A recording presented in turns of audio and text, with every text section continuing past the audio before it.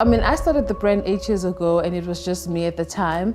And I think it was very important for me to be on my own when I started the brand.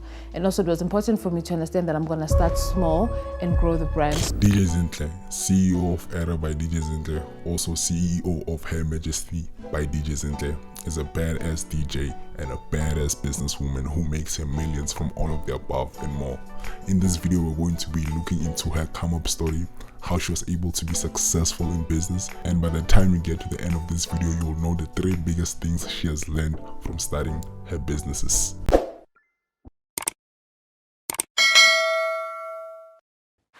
Although her Instagram page looks similar to every other IG Betty, she's far from just being another IG Betty. Ms. Zinhle is an entrepreneur who is married to the money and also a husband, was able to start several businesses. One, she was able to grow it and sell it to a bigger institution for a bag, and another has went on to open several stores nationwide. Yes, I'm opening a store in Cape Town next year.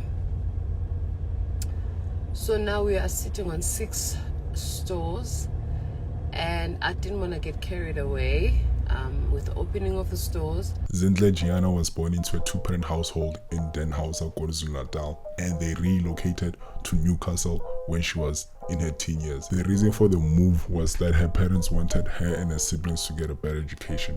As Zinhle grew up, she had zero intentions of becoming a DJ nor a businesswoman. She was able to make it through high school and University of Joburg, where she studied marketing without the thought of becoming a businesswoman or a DJ crossing her mind. All she wanted at the time was to be an employee.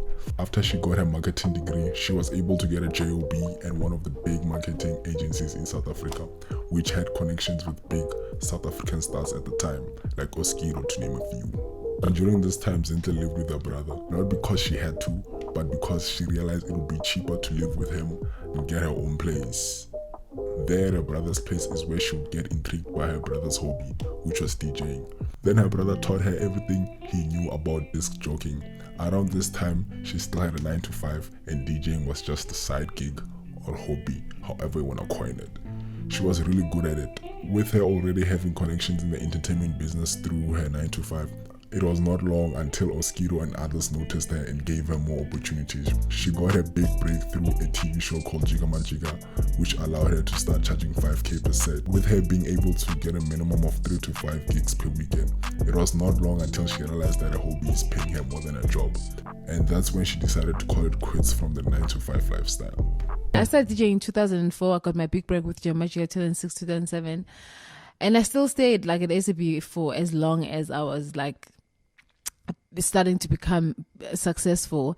And then one day I was just like, wait, I'm making more money in one weekend than how much were you in a charging whole month. that I mean, I'm sure I was charging a young DJ Zinhle was loving her new lifestyle, sleeping through the day, working during the night, 5 to 9, no more 9 to 5. It paid well and she was pretty content at the time. But all that changed when a relationship between her and Oskiro grew through the occasional meetups and gigs. Oskiro is the guy that got the gears of DJ Zinhle's business mind turning. He's the person that would say to DJ Zinhle, you should take it beyond the music. Take the elevator down, go pick up other people. Once what? And she believed that to have a longevity in the music game, you have to evolve beyond just being a DJ. With her mind filled with new possibilities, that is when she decided to open up a school where she would teach others to DJ, mainly females though.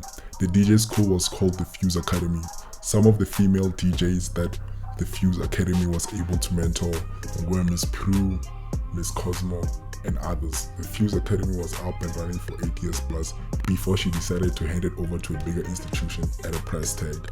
And you know a business is a success when other people try to run a scam off the brand. From there, Zinhle went on to open multiple companies, one of them being Era. Era by DJ Zinhle started out by selling watches, but now is also selling bags, sunglasses, and other accessories. So our core product is watches, African-inspired print watches, and we wanted to design a watch that would communicate the vision of Africa to the world, because we believe that Africa is a big conversation in the world right now.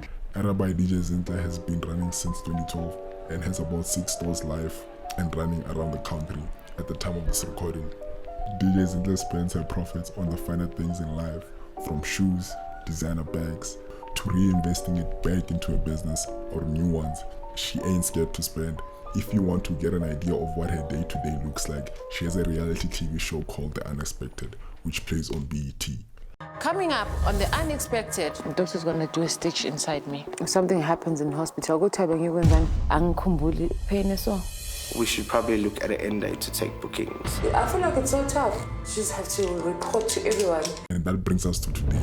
DJ Zinhle has achieved a lot out of her life by 38. 2 kids, a husband, successful businesses, and a prospering music career. So I did some digging and found the 3 biggest things she has learned from all her success, which are: don't be afraid to start, do your research, but don't let the research scare you from starting, and work with people that see your vision.